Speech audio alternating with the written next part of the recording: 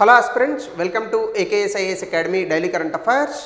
So ముందుగా నేను ఇచ్చినటువంటి క్వశ్చన్లో చూస్తే కనుక 3 స్టేట్మెంట్స్ 3 కరెక్టే. Ramsar convention 1971, global framework of wetland conservation నేను ఆల్రెడీ చెప్పాను. చిలికా లేక్ని ఆ రామ్సార్ కన్వెన్షన్కి దగ్గరగానే మాంటెక్యూ రికార్డ్ అని ఒకటి ఉంటుంది అనమాట. సో ఈ రికార్డులో బేసికల్గా కొన్ని ఇంపార్టెంట్ వెట్లాండ్స్ని పెడుతూ ఉంటారు. కానీ ఒకవేళ వాటిని సరిగ్గా మనం పట్టించుకోకపోతే వాటిని తీసేస్తూ ఉంటారు. సో 1993లో చిలికా లేక్ని పెట్టారు, మళ్ళీ 2002లో దాన్ని రిమూవ్ చేశారు. సో కాబట్టి all the 3 is the answer. So before we go to the session, UPSC admissions కోసం అట్లాగనే group 1 and group 2 both Telangana and Andhra Pradesh in both languages, Telugu and English, ఎవరికైనా కనుక చూస్తూ ఉంటే దయచేసి కింద నెంబర్కి కాల్ చేయండి. They will give you all the details. ఇంకా ఈరోజు టాపిక్ వచ్చేసి తమిళనాడులో తలపతి విజయ్ చేపట్టినటువంటి ఒక పొలిటికల్ ర్యాలీలో స్టాంపీడ్ జరిగింది, అంటే తొక్కిసలాట. ఇందులో దాదాపుగా 39 మంది మరణించడం జరిగింది. ఇంకా కౌంట్ పెరిగే అవకాశం ఉందని చెప్పారు. సో దళపతి విజయ్ గారి మీద కూడా ఒక కేసును కూడా నమోదు చేయడం జరిగింది. సో జనరల్గా ఈ స్టాంపీడ్స్ అనేటటువంటివి భారతదేశంలో ఇటీవల కాలంలోనే కాదు, 1954 ఆ సమయం నుంచి కూడా చాలా తరచుగా జరుగుతున్నాయి. సో దీనికి అనేక కారణాలు ఉన్నప్పటికీ స్టేట్ అంటే ప్రభుత్వం తాలూకా బాధ్యత సరిగ్గా నిర్వర్తించలేనటువంటి కారణంగా కూడా ఎక్కువగా స్టాంపీడ్ జరిగినటువంటి సందర్భాలు ఉన్నాయి. ఎందుకంటే 1954లో కుంభమేళా అలహాబాద్లో జరిగినటువంటి తొక్కిసలాటలో 800 మంది మరణించారు. ఈవెన్ మొన్నటికి మొన్న 2025లోనే మనము కుంభమేళా జరిపాం. ఈ కుంభమేళా సందర్భంగా కూడా కొంతమంది మరణించడం జరిగింది, అరౌండ్ సమ్ 40 పీపుల్ ఎంతమందో. సో అలాగే 2024లో ఉత్తరప్రదేశ్లో జరిగినటువంటి ఒక బాబా గారి ఒక ఆశ్రమం దగ్గర కూడా జరిగినటువంటి తొక్కిసలాట్లో కూడా చాలామంది మరణించడం జరిగింది. సో ఇవన్నీ కూడా మనకి ఏం చెప్తున్నాయంటే, మనం జాగ్రత్తలు తీసుకోకపోయినందువల్లనే ఎక్కువగా స్టాంపీడ్స్ అనేటటువంటి జరుగుతూ ఉంటాయి. హజ్ యాత్ర అని ఒక యాత్ర ఉంటుంది. అలాగే మన దగ్గర కూడా చాలా ప్లేసెస్ ఉన్నాయి, like for example Sabarimala, Tirupati. Of course కొన్ని యాత్రలు ఈవెన్ హజ్ యాత్రలు కూడా అప్పుడప్పుడు జరిగాయి. కానీ ఇప్పుడు ఈ తిరుపతి అలాగే అక్కడ ఉన్నటువంటి హజ్ యాత్రలు, అఫ్కోర్స్ మన దేశం కాదనుకోండి, ఈవెన్ వాటికన్ సిటీ, పోప్ దగ్గరికి చాలామంది ఎక్కువగా భక్తులు పోటెత్తున్నటువంటి ప్రదేశాలు ఇవన్నీ. సో మరి ఇక్కడ ఎందుకు ఇటీవల కాలంలో స్టాంపీడ్ జరగట్లేదు? అఫ్కోర్స్ తిరుపతిలో మన జరిగింది, బట్ అది జనరల్గా జరిగేటటువంటి ప్రాంతంలో కాకుండా వేరే ఒక ప్రాంతంలో జరిగింది. సో ఎందుకంటే అక్కడ వన్ వే పెడతారు. సో ప్రజలు వెళ్ళినటువంటి వేలోంచి తిరిగి వచ్చేటటువంటి అవకాశం ఉండదు. సో కాబట్టి స్టాంపీడ్స్ అనేటటువంటి వాటిని మ్యాన్మేడ్ డిజాస్టర్గా మనం పేర్కొంటూ ఉంటాం. వీటిని మనం నివారించవచ్చు. సో ముఖ్యంగా ఇప్పుడు ఇక్కడ తమిళనాడులో జరిగినటువంటి దాంట్లో కరూరులో స్టాంపీడ్ జరిగింది. సో దాదాపుగా ఈ స్టాంపీడ్ డిజాస్టర్స్ అనేటటువంటివి తరచుగా జరుగుతూ ఉంటాయి. సో మరొకసారి భారతదేశంలో ఉన్నటువంటి వల్నరబిలిటీని ఇది మళ్ళీ బయటకు తీసుకొచ్చింది. సో ఇక్కడ కనుక మనం చూస్తే అసలు స్టాంపీడ్ అంటే ఏంటి?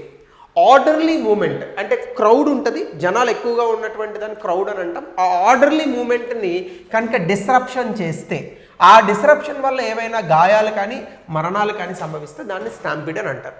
సాధారణంగా ఇది ఎందుకు జరుగుతుందంటే, క్రౌడ్ అసలు అన్నోన్గా ఇంపల్సివ్ మాస్ మూమెంట్ అనేటటువంటిది ఉంటుంది. అంటే ఎటు వెళ్తున్నారు అనేటటువంటిది ఒక లెక్క అది ఏమి ఉండదు అనమాట.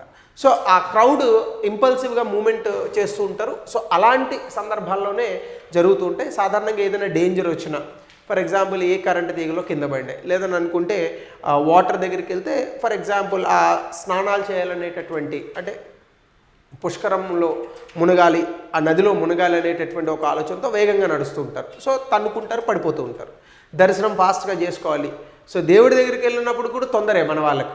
సో దేవుడి దగ్గరికి వెళ్ళేదాకా తొందర, దర్శనం అయ్యేదాకా తొందర, మళ్ళీ వెనక్కి వచ్చేదాకా తొందర. సో దేవుడి దగ్గరికి వెళ్తే దర్శనం చేసుకొని రావాలి, డైరెక్ట్గా దేవుడి దగ్గరికి పోయేటటువంటి పరిస్థితులు తెచ్చుకోకూడదు. సో ఇట్లాంటి పర్సీవ్డ్ డేంజర్స్, అలాగే కొన్ని సందర్భాల్లో ఏదో గ్రాటిఫికేషన్ కోసం సినిమా యాక్టర్ ఉంటారు, సినిమా యాక్టర్ అంతే, సినిమా యాక్టర్కి షేక్ హ్యాండ్ ఇవ్వాలి. ఏమొస్తుంది నీకు షేక్ హ్యాండ్ ఇస్తే? నాకు అర్థం కాదు. సో ఆ సినిమా యాక్టర్ కూడా మనిషే కదా. సో హాయిగా మనం సెల్ ఫోన్లోనో, ఇంకా బాగా అభిమానం ఎక్కువైతే టికెట్ తీసుకొని మూవీలోనూ చూడొచ్చు. సో ఇట్లాంటి ఒక గ్రాటిఫికేషన్ కోసం కూడా చేస్తూ ఉంటారు. నేషనల్ క్రైమ్ రికార్డ్ బ్యూరో ఇచ్చినటువంటి లెక్కల ప్రకారం 2000 నుంచి 2013 ఈ సమయంలో 2000 మంది భారతదేశంలో స్టాంపీడ్ తొక్కిసలాట్లలో మరణించారు. ఇందులో 79% మరణాలన్నీ కూడా రిలీజియస్ సైట్స్, అంటే సో అది హిందూస్ కావచ్చు, ముస్లిమ్స్ కావచ్చు, సిక్కులు, జైన్లు, ఎవరైనా కానివ్వండి. సో రిలీజియస్ సైట్లోనే మరణించినటువంటి సందర్భాలు ఎక్కువగా ఉన్నాయి. 79% రిలీజియస్ స్టాంపీడ్సే జరిగాయి. సో ముఖ్యంగా దీనికి లీగల్ డైమెన్షన్స్ చూస్తే మనకి ఆర్టికల్ 21 ఉంటుంది, రైట్ టు లైఫ్. సో ప్రభుత్వమే ఇట్లాంటి మరణాలు సంభవించకుండా తగినటువంటి జాగ్రత్తలు తీసుకోవాలని ఆర్టికల్ 21 చెప్తుంది.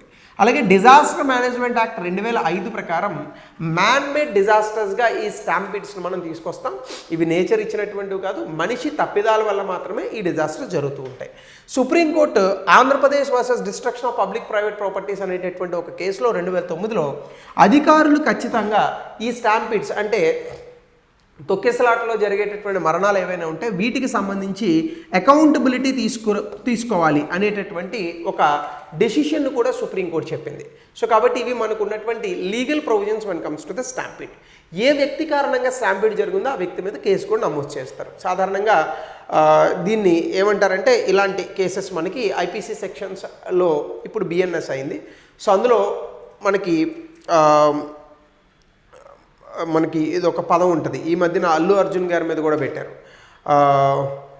సూసైడ్స్. ఇంకొక పదం ఉంటుంది కదా, గబుకుని గుర్తొచ్చావు మనకి, not amounting to murder, right? Massacre అంటాను చూడండి, అట్లాంటిది ఒక పదం ఉంటుంది.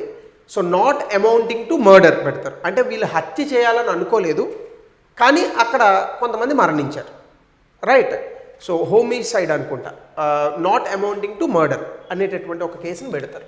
సో భారతదేశంలో కనుక చూస్తే మనకి ఉత్తరప్రదేశ్లో 1954లో జరిగినటువంటి కుంభమేళాలో 800 మంది మరణించారు. సో 2013లో జరిగినటువంటి కుంభమేళాలో 36 మంది మరణించారు. సో ఇలాంటివి మనకి చాలా ఉన్నాయి. ఇక్కడ కూడా చూడండి, మహారాష్ట్రలో మందేర్ దేవి టెంపుల్ క్రష్లో 300 మంది మరణించారు. సో ఇట్లా ప్రతి చోట భారతదేశంలో, ఈవెన్ ఆంధ్రప్రదేశ్లో మనకి 2015లో జరిగినటువంటి పుష్కరాల సమయంలో అనుకుంటే 27 మంది అంతమంది మరణించారు. సో మధ్యప్రదేశ్లో రత్నగిరి టెంపుల్ దగ్గర 115 మంది మరణించారు.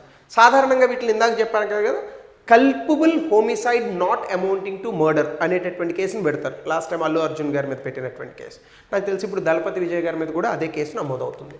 సో ఇక్కడ మనం చూస్తే దీనికి కాజెస్ అంటే దీనికి ఉన్నటువంటి కారణాలు ఏంటంటే ఓవర్ క్రౌడింగ్. సాధారణంగా ఒక ప్రాంతంలో ఉండాల్సినటువంటి జనాభా కన్నా ఎక్కువ మంది రావడం. సో దీనికి కరెక్ట్గా ప్లానింగ్ ఉండాలి. అంటే ఫర్ ఎగ్జాంపుల్ ఒక 10 లక్షల మంది ఒక పొలిటికల్ ర్యాలీలోనో లేదా ఒక సినిమా ర్యాలీలోనో వస్తున్నారంటే సో దానికి తగినటువంటి జాగ్రత్తలు పోలీసులు తీసుకోవాలి. అండ్ అక్కడ ఉన్నటువంటి సెలబ్రిటీస్ కూడా తగినటువంటి రెస్పాన్సిబిలిటీ తీసుకోవాలి. సెలబ్రిటీస్కి భారతదేశంలో చాలా తక్కువ రెస్పాన్సిబిలిటీ ఉంటుంది. అంటే వాళ్ళకి తెలుసు ఎంతమంది వాళ్ళని అభిమానిస్తారో. సో ఆ అభిమానుల్ని కంట్రోల్ చేయనటువంటి సెలబ్రిటీ ఇంకేం సెలబ్రిటీ అవుతారు. సో కాబట్టి కంట్రోల్ చేసుకోవాలి అట్లాంటివి. లాస్ట్ టైం కూడా చూడండి, ఆర్సీబీ గెలిచిందని చాలామంది మరణించారు అందులో. సో ఇలాంటి తొక్కిసలాటల్లోకి సామాన్య ప్రజానీకం కూడా కొంత అవేర్నెస్ తెచ్చుకొని వెళ్ళకపోవడమే మంచిది. సినిమాని ఫస్ట్ రోజు చూడకపోతే ఏమవుతుంది మన దేశంలో చెప్పండి? 4 రోజులు పోయాక వెళ్తే అది కూడా కొంచెం సర్దుమణుగుతుంది. అలా అని వెళ్ళొద్దు అని నా ఉద్దేశం కాదు, కానీ తగిన జాగ్రత్తలు తీసుకొని వెళ్ళాలి. సో ఇది మనం ఆలోచించాల్సినటువంటి విషయం. సో అట్లాగనే మనకి కుంభమేళా స్టాంపిడ్స్ ఇట్లాంటివి జరిగాయి. అలాగే కొన్ని ట్రిగ్గర్ ఈవెంట్స్ ఉంటాయి, అంటే సడన్ ఫాల్స్ కానీ, రూమర్స్ కానీ, లేదా ఏమైనా స్ట్రక్చర్స్ కొలాప్స్ అవ్వడం కానీ, ఇంకా అట్లాంటివి మనం ఏం చేయలేం. సో అట్లాంటి సందర్భంలో కూడా జరుగుతూ ఉంటుంది. ఫర్ ఎగ్జాంపుల్ ఇప్పుడు కరూర్ ర్యాలీలోనే అట్లాంటిది జరిగింది. ఒక రకంగా చెప్పాలంటే చెట్ల మీదకి ఎక్కారు, ఆ జనం క్రౌడ్ మీద పడ్డారు, అది ప్యానిక్కి గురి చేసింది. సో ఎక్కువ మంది మరణించడానికి అవకాశం కలిగింది అక్కడ. సో అలాగే పూర్ ఇన్ఫ్రాస్ట్రక్చర్, అంటే entry points and exit points. Entry ఏమో పెద్దదిగా ఉంటుంది, ఎగ్జిట్ ఏమో సన్నగా ఉంటుంది. నేను ఇటీవల కాలంలో నేనే ఫేస్ చేశాను ఒకటి. సో నేను వద్దు అంటున్న మా ఇంట్లో వాళ్ళు లాస్ట్ ఇయర్ ఖైరతాబాద్ వినాయకుడిని చూడడానికి వెళ్ళారు, తీసుకెళ్ళమన్నారు నన్ను కూడా. సో తీసుకెళ్ళాను. చాలా ఓవర్ క్రౌడింగ్. ఎంట్రీ పాయింట్ ఎంత ఉందో ఎగ్జిట్ పాయింట్ అంత లేదు. వెళ్ళేవాళ్ళు వచ్చేవాళ్ళు ఒకే వేలో పెట్టారు. సో దీనివల్ల ఎంత ప్రమాదం. ఆ రోజు ప్రమాదం జరగలేదు కాబట్టి ఫైన్. సో ఇలా క్లాస్ చెప్పగలుగుతున్నాను, జరుగుంటే. సో కాబట్టి జనరల్గా మనం అట్లాంటి ప్లేసెస్ని అవాయిడ్ చేయడమే మంచిదని నాకు అనిపిస్తూ ఉంటుంది. కానీ కొన్నిసార్లు అవాయిడ్ చేయలేం. కాబట్టి అథారిటీస్, ప్రభుత్వమే వీటిపైన జాగ్రత్తలు తీసుకోవాలి. సో ఇది మనం గుర్తించాల్సినటువంటి విషయం. సో న్యూఢిల్లీ రైల్వే స్టేషన్లో కూడా జరిగింది లాస్ట్ టైం 2025లో. అలాగే అడ్మినిస్ట్రేటివ్ ల్యాప్సెస్ ఎక్కువగా ఇవే ఉంటూ ఉంటాయి. అంటే ఎర్లీ వార్నింగ్స్ ఎవరు? ప్రభుత్వం. ఇక్కడ వరకు రాకండి, ఇగో ఈ పలానా సినిమా రిలీజ్ అవుతుంది, దీని మీద ఎక్కువ మంది జనం వస్తున్నారు, దయచేసి ఇంట్లోనే ఉండండి, బయటికి రాకండి, దీనివల్ల స్టాంపిడ్ జరిగే అవకాశం ఉందని అధికారులు చెప్పాలి. అలాగే పోలీస్ ఆర్గనైజర్స్, సివిక్ ఏజెన్సీస్ వీళ్ళందరి మధ్య పూర్ కోఆర్డినేషన్ ఉంటూ ఉంటుంది. జరిగిన తర్వాత అందరూ రష్ అవుతారు, కానీ prevention is better than cure. అది మనం ఆలోచించాల్సిన విషయం. అలాగే RCB victory parade, socio cultural factors, ఇండియాలో పిల్గ్రిమేజ్, ముఖ్యంగా ఈ దైవం ఉన్నటువంటి ప్రాంతాలకు ఎక్కువగా భక్తి పారవశ్యంతో వెళ్ళేటటువంటి వ్యక్తులు ఎక్కువ. అది బేసికల్గా అన్ని దేశాల్లోనూ ఉంటుంది, కానీ భారతదేశంలో ఎందుకంటే మరి మన జనాభా తక్కువ కాదు కదా, 140 కోట్ల జనాభా ఉంటుంది, కాబట్టి డీప్ ఎమోషన్స్ ఉంటాయి.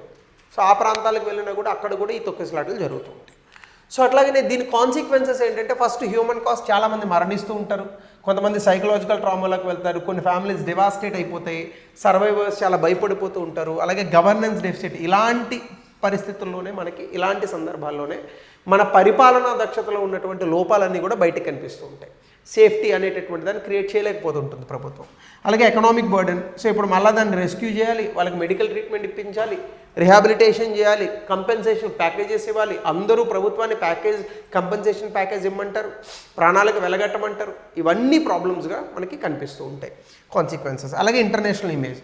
సో ఇవన్నీ కూడా ఈ క్రౌడ్ డిజాస్టర్స్ దేశం తాలూకా స్థితిని కిందకి దిగజారుస్తూ ఉంటాయి.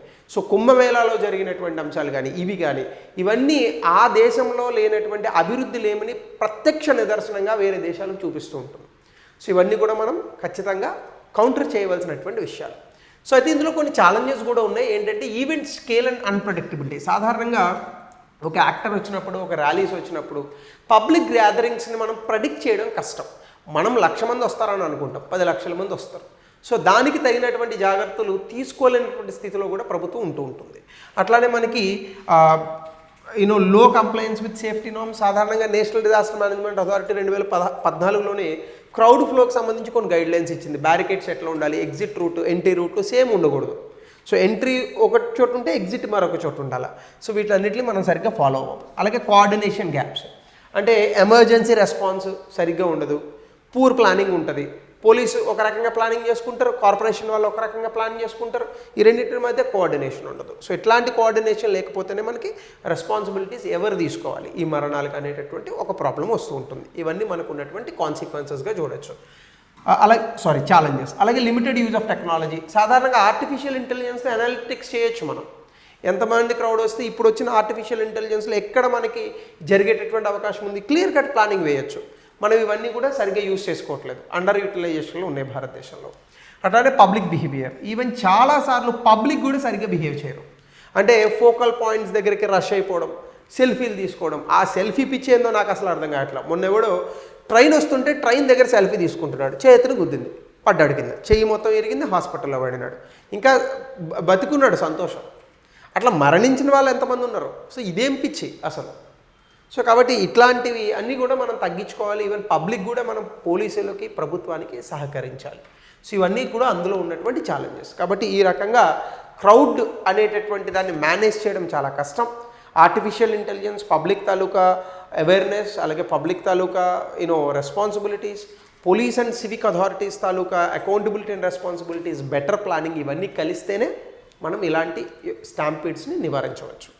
So let's hope will do them in the future. So దీనికి రిలేటెడ్గా సొల్యూషన్స్ ఏంటి, ఈ సమాధానాన్ని తెలపండి. అలాగే ఈ దళపతి విజయ్ గారి స్టాంపీడ్ విషయంలో ఎవరిది తప్పు, మీ అభిప్రాయాన్ని కూడా చెప్పండి. సో అట్లానే what are the main causes of the stampede during religious gatherings in India, what measures we can take. దీన్ని 200 పదాల్లో రాయండి. సో ఇది ఈరోజు ఇంపార్టెంట్ టాపిక్. అగైన్ మనం నెక్స్ట్ సెషన్లో కలుద్దాం. So thank you, have a good day.